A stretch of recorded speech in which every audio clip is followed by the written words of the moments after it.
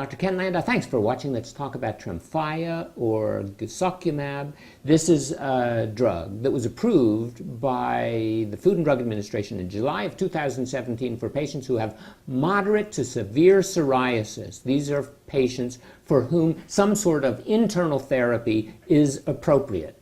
Now, about 7 or 8 million people in the United States suffer from psoriasis. Psoriasis comes in multiple types. 80% of them have plaque-like disease, big, thick plaques on the skin. And about 20% are considered moderate to severe. So that means that the potential audience for this medicine is around 1 million, 1.5 million people. Well, our ideas about psoriasis have changed over a period of time, and now it's thought that it's a chronic immune condition that sets off an inflammatory reaction inside the body, and the inflammatory reaction leads to the well-demarcated red plaques on the surface of the skin, typically covered by thick silvery scale, especially prominent about the elbows and the knees and the shins, the scalp, but it can be anywhere, cover most of the body. It's an itchy disease, and sometimes it's associated with psoriatic arthritis. It's due to an immune abnormality. So the likelihood of curing this condition, at least at the present time, is relatively nil. Now, if a person has mild psoriasis, well, you could treat that with topical medicines, usually a topical steroid, topical cortisone kind of medicine, or sometimes a vitamin D preparation on top of the skin, or maybe a vitamin A preparation, or the old-fashioned TARs. But as the psoriasis gets a little more severe, then there's phototherapy, which is a pain in the neck. It's time-consuming, interrupts your schedule. Or we have the systemic therapies, the older systemic therapies, were medicines like methotrexate, commonly used for rheumatoid arthritis too.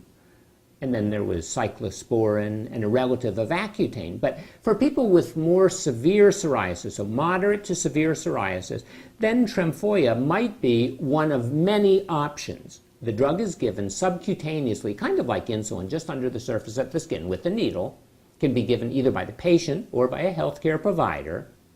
The initial injection occurs, then a month later, another injection, and then every 2 months you get injected. Well, the injection should not be into skin that's either red or swollen or tender. It shouldn't be injected into psoriatic skin. Typical location is the upper thighs, around the abdomen, or the forearm. Clinical trials, looking at patients who have moderate to severe psoriasis, we divide them into 2 different methods of scoring. So one is the investigator's global assessment. So the doctor looks at the patient and sort of decides on a scale of 0 to 5 how bad the skin looks. And you have to have at least moderate disease, grade 3, IGA 3, in order to get into the study. Then they look at the PASI score, and the PASI score stands for the Psoriatic Area and Severity Index. And this is a computerized calculation of how red and indurated and how many scales the patient has, how much scale the person has, and what percentage body surface area. The score goes anywhere between 0 and 72. Patients studied were at least 12 points. So they were moderate at least.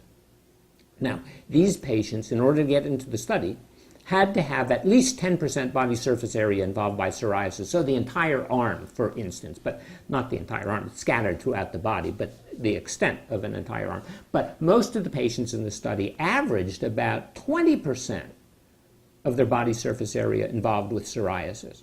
So how does the Tremfya work against the placebo?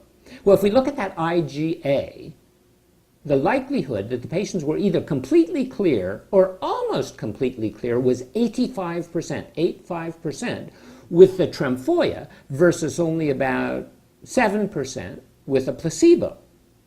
If we look at the PASI score, the number of patients who received or who achieved at least a 90% improvement on that PASI score, 70% receiving the drug, receiving the Tremfya, versus only about 3% in the patients who received the placebo. And at the same time, there was great improvement within several weeks, within 16 weeks, of the itching and the pain and the stinging and the burning and the skin tightness. So it seems like we have a good drug here. Well, how does it compare, let's say, to Humira? Did the same kind of study, and what they found was that after 24 weeks, the people who received the Tremfya had a 50% chance, 50% chance of being completely clear, as opposed to about 25% chance with the Humira. If we accept a little bit less, so completely clear or almost completely clear, 85% with the Tremfya versus about 50% with the Humira. And the same basic thing as far as the improvement in the PASI score.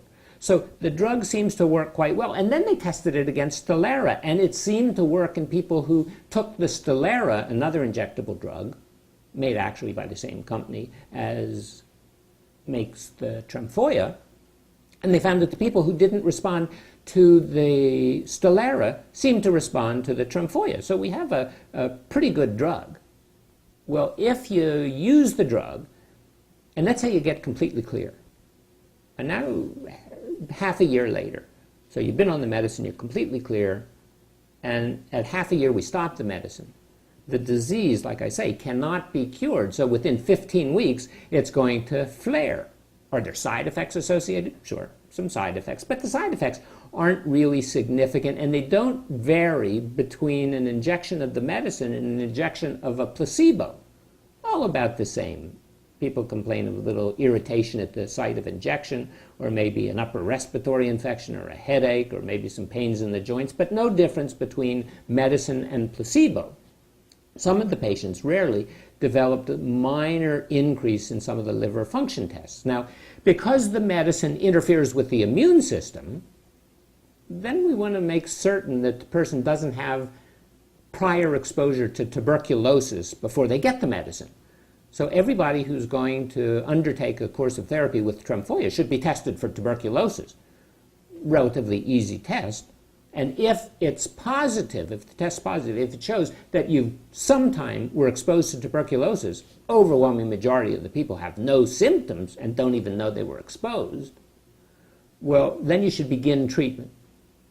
And while you're on treatment, you can start the Tremfya, but you should get some sort of treatment first, or begin the treatment. Well, there's a slight increase, not a significant increase, but a slight increase in the number of infections, so upper respiratory infections, gastroenteritis, or fungal infections of the skin, tinea infections, or herpes infections. And people who receive Tremfya shouldn't get live vaccines. Now, there are two different kinds of vaccines. There are live vaccines and there are component vaccines. You want a component vaccine if you're going to be on a therapy that might impact your ability to fight infection. Well, there also is an interesting possibility that you might develop some antibodies against the medicine. About 7% of the people do, and it seems that a very small percentage of those people develop what we call neutralizing antibodies, which might inactivate the medicine. That's pretty rare, but it happens. Fortunately, it doesn't seem that the medicine interferes with the drug metabolism of other things, including warfarin. Interestingly, it did, in one patient, increase the concentration of dextromethorphan. They only tested 10 patients, so that's 10%. If you're taking dextromethorphan, you have to be a little bit careful. Well, the drug has not been studied in people who are pregnant or breastfeeding or in children and adolescents less than age 18. As far as senior citizens is concerned, works just the same way as it does in everybody else. It has not been studied for its ability to cause cancer or mutate some of the cells, cause teratogenicity in unborn fetus.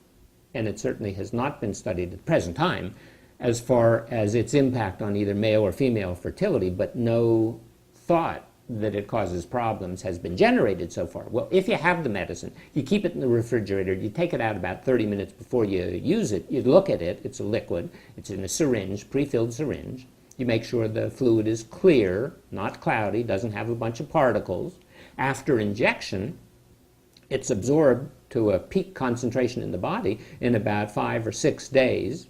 About half of the medicine is bioavailable, and it's metabolized just the same as any other gamma globulin. So your immune substances doesn't require liver function, kidney function tests.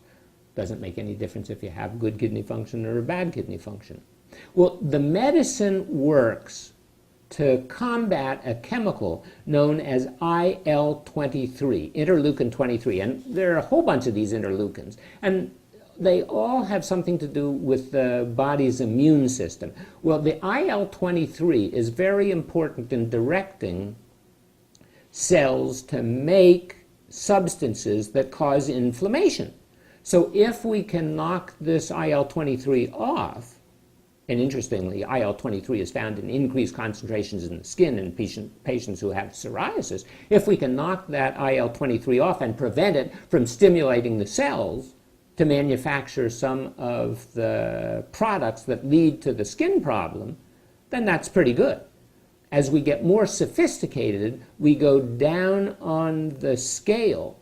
So instead of broadly blocking a whole bunch of chemicals like with these TNF inhibitors that have been used for psoriasis, now we're getting a little more specific. So getting more specific means theoretically we can reduce some of the potential for collateral damage. So that's a good idea.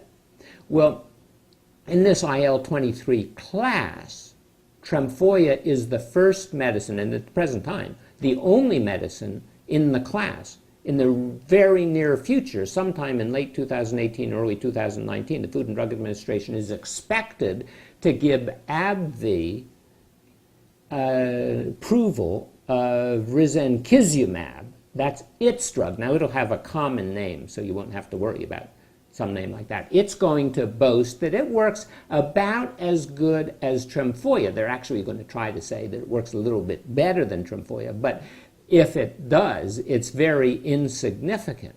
Now, over the course of time, we've become more sophisticated. We got rid of those earlier medicines to a large degree, the methotrexate and the cyclosporin that we used to use, and now we're using biologics. And as I mentioned a moment ago, it started off with the TNF inhibitors, tumor necrosis factor inhibitors, and that was sort of a broad brush that we were painting psoriasis with, and the medicines worked fairly well. Then we got a little more sophisticated. Then we were attacking IL-12, and then we attacked IL-17, and now we're attacking IL-23. And who knows, in a couple of years, might attack something else. But the medicines seem to work fairly well. The original medicines in the family of Humira and Enbrel and Remicade, they were okay. It seems that the Enbrel doesn't work terribly well. The Remicade has to be given intravenously. All of these medicines, because they work on the body's immune system with the broad brush, can increase the risk of lymphoma, that's a cancer of the blood, maybe increase the incidence of autoimmune conditions. Not terribly, but some people do develop those kind of symptoms. Then they came out with Otezla. That's a weak drug that works on a completely different mechanism. It works on something known as the PDE4. And now we have the newer generation drugs, the Taltz and the Cosentyx. Those are IL-17 inhibitors. Cosentyx recently linked with maybe causing flare of inflammatory bowel disease.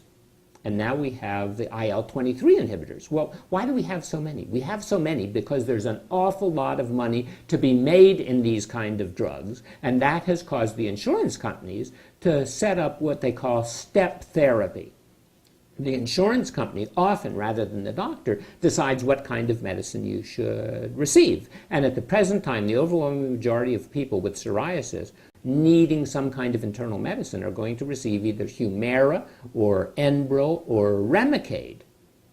Now, we've just recently had this Tremfya released.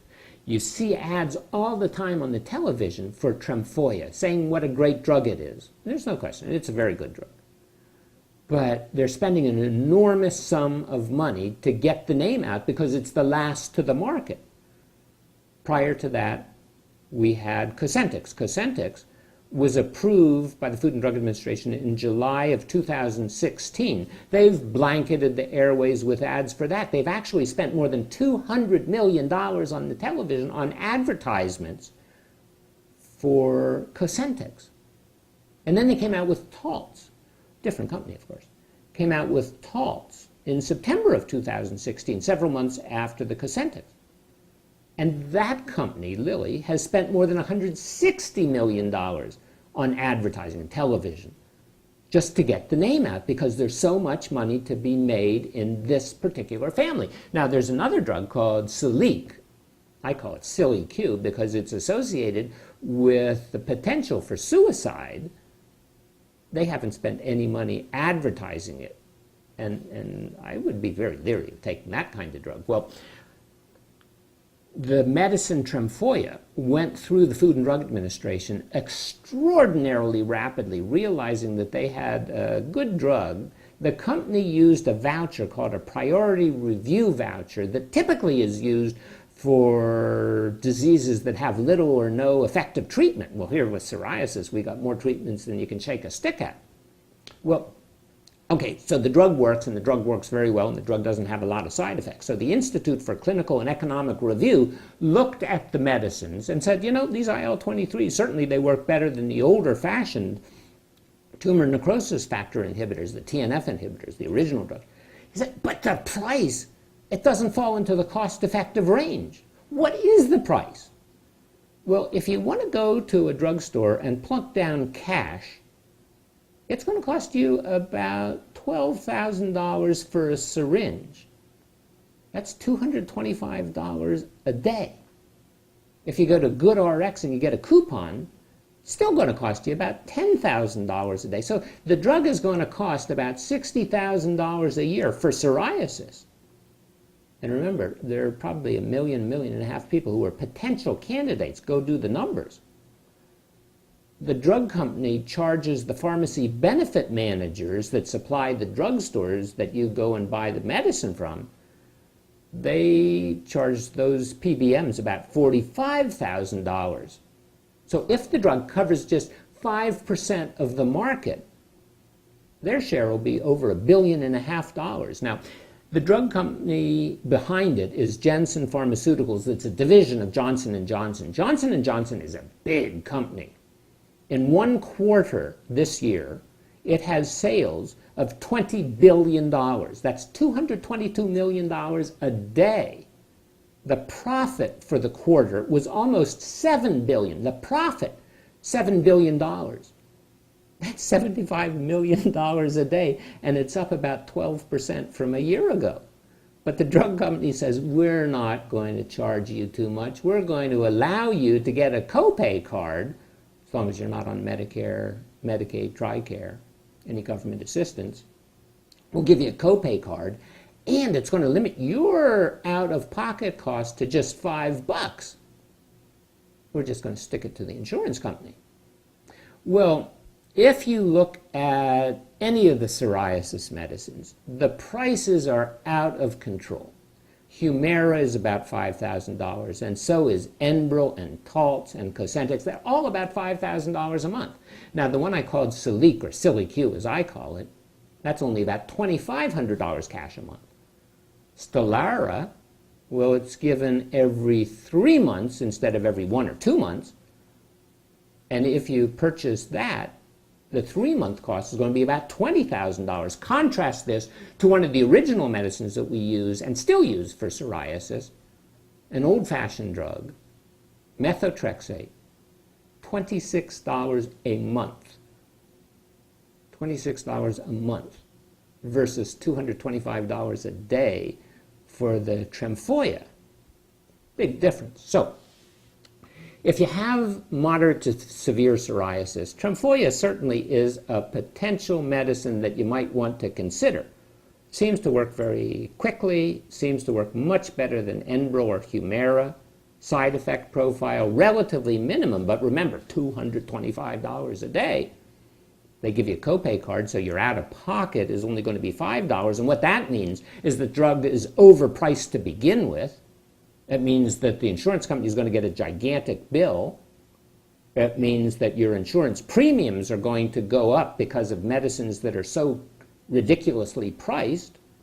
It also means that the price is unmoored from reality, and it's actually immoral. So, unfortunately, this kind of a drug seems to have the potential for significant overprescribing. People don't want to rub the cream on the skin. I got a little psoriasis. I don't want to go and put some medicine on it. Give me one of those shots. And this drug, because it's so widely advertised, the direct-to-consumer advertising that we allow here in the United States and in only one other country in the world, well, the notice to both patients and doctors alike is increasing, and that means that they're more likely to prescribe a drug like this than the cheaper alternatives. And remember, a drug like methotrexate, $26 a month. Anyway, thanks for watching. I'm Dr. Ken Landau.